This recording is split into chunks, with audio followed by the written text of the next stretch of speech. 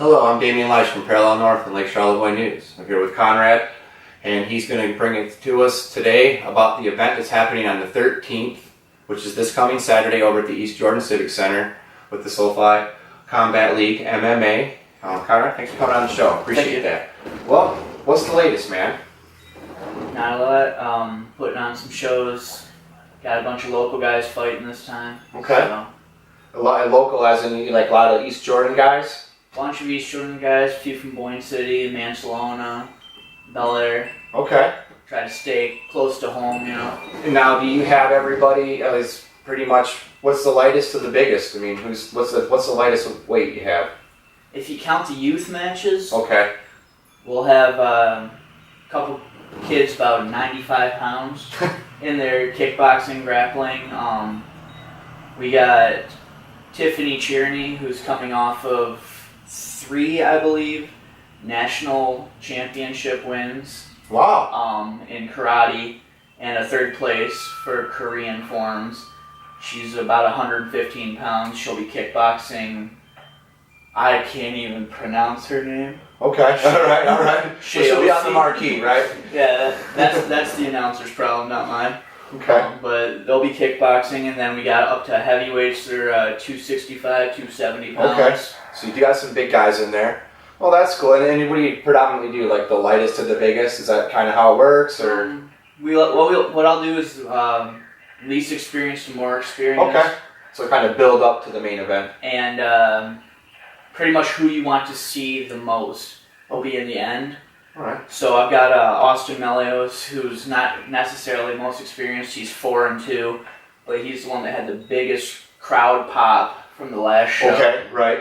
And that's what I was going to ask you too. Is how do you do that as a promoter? You know, I know you got a lot going on. I mean, you just sit back and probably watch the fans more than you watch the fight, huh? Yeah, I mean, I do stats for the fights to help with my rankings. Mm-hmm. But I listen, and when the crowd gets loud, I know that person has a lot of people following them, or they sold a lot of tickets.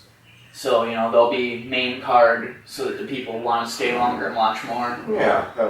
Well, how was the last fight? Did that go over well for you? I mean, it looked like a good crowd for what it was. Profit-wise, that was my 16th show since I started in April of 2013. And profit-wise, that was the top show, like doubled what anything else I've ever done. Nice. And all of that ended up getting donated to the East Jordan powerlifting team. We raised just under $5,000 for them. Wow, that's impressive. $5,000 for a local MMA bout right there at the Civic Center. I mean, it was a nice little place to host it too. I like the catwalk overview, the fans on the one side, guys coming in and out of the area was good. I mean, it looked like a real good marquee for that event. Almost looked like maybe you might even be a little too small if you keep up the good work there. Yeah, I mean, I didn't even know that place existed until. Oh, really? Until Tom Outman from the powerlifting team hit me up. He's like, "Hey, have you checked out this place?" And I walked in there with him to look through it, and I'm like taking pictures. I'm like, "This is the coolest small venue I've ever seen." Yeah, when I was younger, I mean, people used to get married there, and they used to kind of do things there. Then it kind of like took a hiatus for a while, and I'm glad to see that you're using it because to me that's perfect for what it's for. Okay. Just rent it out, throw something in there, and get it done. The Charlevoix County Humane Society did a little dog gone wild or something like that. I apologize, I don't have it correctly, but they did a little dog show over there, and it was pretty cool, and had a good layout for everybody. So the money went to the powerlifting team, and what did they use that money for? Just equipment, funding, building maintenance, or? I want to say equipment. That's what Tom's been talking about, but I don't really know too much about them. Okay. Other than I've met a few of the guys, and girls that lifted. All a bunch of cool kids. We got a picture with them from the last show holding the belt. Yeah. Other than that, I know Tom from way back. Okay. And he's helping those kids do something. So I figured I'd help him. So who's sponsoring? Who are the sponsors for this Saturday's program? This Saturday we gotta give a shout out. We got Subway, Mama So Fly, ACS Live, Every Victory Earned, Dad's Docks and Lighting. Oh, there's so many of them. The Zone Sports Lounge, Nico's Pizza, Little Keys Photography, Partly Cloudy Design, Cello's Salon. I think that's it. I should have written down. We'll get Sorry it if I missed out. We'll make sure we get it all tagged in the line, you know, on the in the narratives and stuff, so everybody gets their equal love. But Right. it's tough to remember everybody. That's why they have them cue cards, you know. And Right, sure. when, you know, everybody's writing stuff down. I want to thank everybody. But well, is there a feature? You said you got a couple women fighting this time. Youth matches. Youth matches, I mean, okay. How did those go over? Well, Yeah, I mean, a lot of people seem to not like the idea of kids kickboxing. They say they should stick to grappling so they're not taking strikes. But come on, what kid wants to not punch? well, yeah. I mean, it's not like it's not happening outside of the cage. So Yeah. why not get it in there? And So we've got, like, I want to say probably, I know the girls' match is a 12-year-old and a 14 or 15-year-old kickboxing. Both of them have a lot of experience as far as striking. Shyausea, I want to say is her name. Okay. It's hard to, I've seen it written and haven't heard it said. She was 13 or 14, and a promotion had her do an MMA bout, like actual full-on everything, against a 28-year-old, and Okay. she won in the first round by TKO. all right. Tiffany has multiple national and even went over to Ireland and won worlds in karate at 12 years old, which is crazy. So she's got a lot of striking experience. So there is some legitimate, you know, ass kickers in this. Oh, I mean, yeah. you know, quote unquote credential wise. Yeah, I mean, And that's cool. And these guys train hard. They live it. They breathe it. This is what they do. And I was really impressed with the last one we went to. I got to be honest. Those guys were out. I mean, not that I'm giving a plug here or not, but been watching the Ultimate Fighter thing. You know, the little promo. Those guys spend more time running away from each other. At least these guys are in there exchanging mittens and sharing a little bit of love there on the beating each other up. I have to say, some of those guys are quite wild yeah, with their haymakers. some of them have some crazy striking too. We'll see if Jose Johnson decides to use his striking this Saturday. Okay. He's the one that in the last show had that suplex that ended up knocking the guy down. Yeah. He's got some crazy knees and kicks. Okay. And he's going to be putting a belt up on the line. Who's he taking on? Josh Lawrence. And what's his record, if you don't mind? I'm not sure his record offhand. Is he an experienced fighter? He's very experienced. Okay. I want to say, 50-50 record-wise. I mean, he's not like winning all of his fights, but he's beaten a lot of guys that I really didn't expect him to beat. Okay.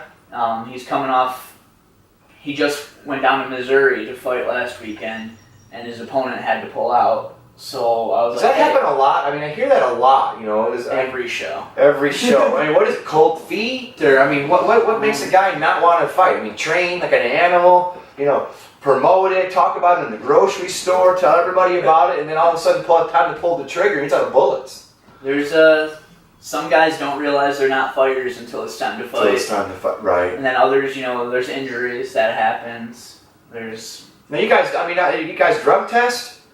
Not at the amateur level. Not at the amateur level. So everybody's just on their own, coming in there at man on man, as natural as possible, I guess, right? Right. So if somebody does get dinged up, they have to take some time off. It's up to them to decide if they're able to go.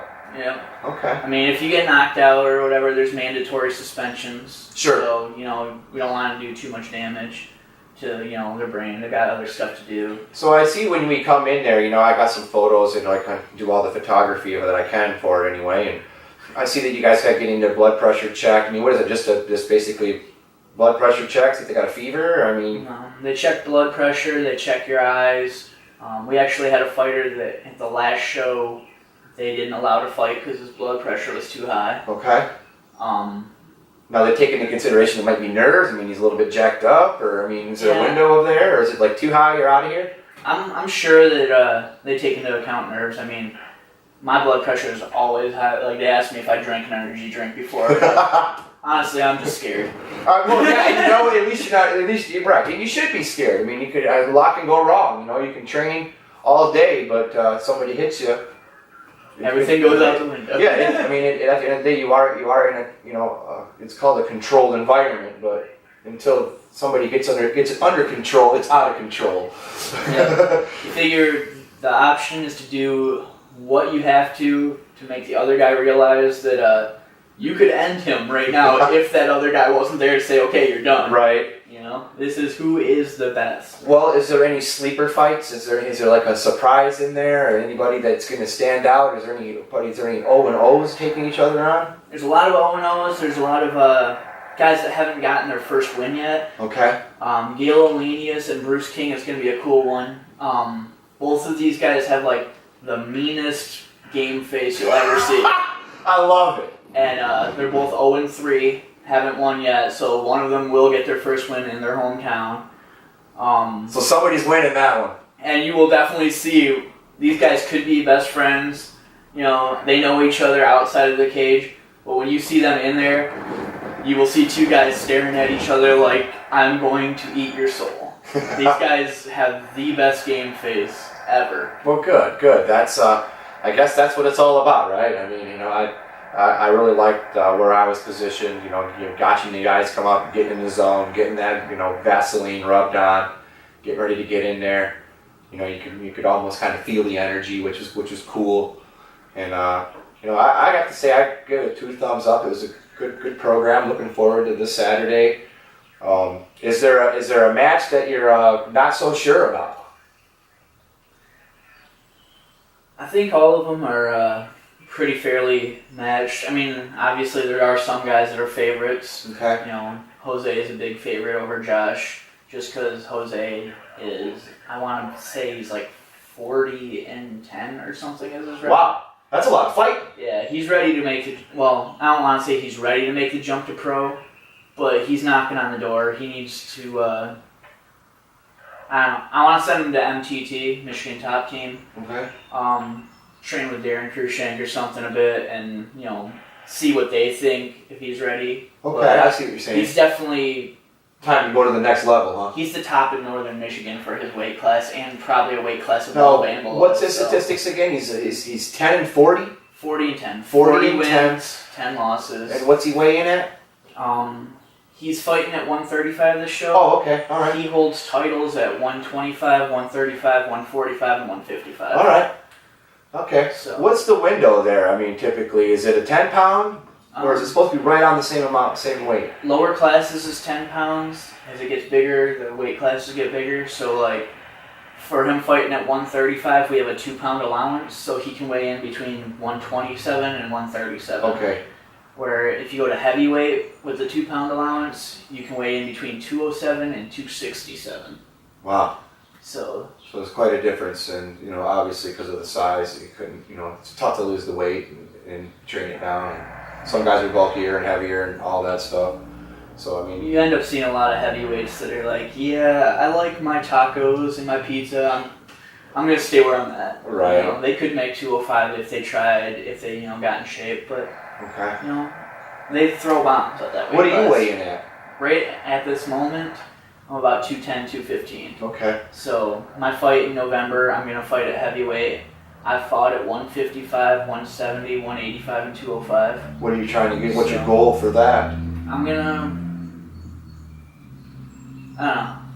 enjoy it.